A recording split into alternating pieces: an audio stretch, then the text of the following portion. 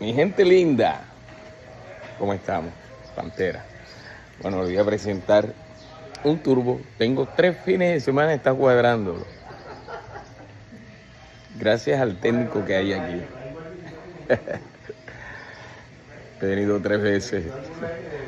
Vamos a ver si hoy lo sacamos. Por fin lo vamos a sacar. Mírenlo ahí. ¿Cómo estamos para hoy?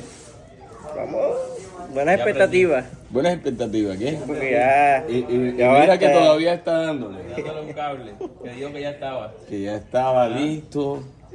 ¿Cuántas veces he venido? Wow, esta ya es la tercera ya. Si serán los chicharrones.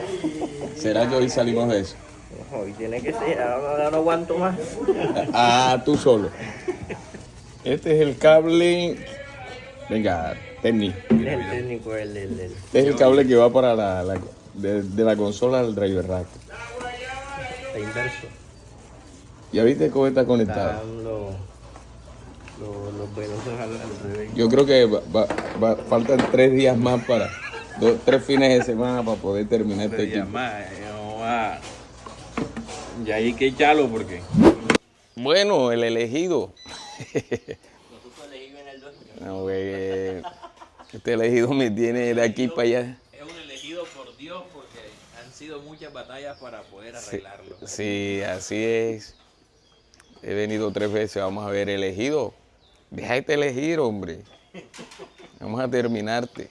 Pero claro, no es tu culpa. Es culpa de él. Mira, De tu profeta, míralo. Creador.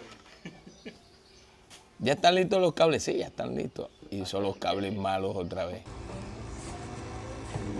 Driver, G-Lance. Medio y bajo. Ok. Vamos, elegido, vamos. El elegido ha salido invicto. Hay que joderlo hoy. No se ha dejado.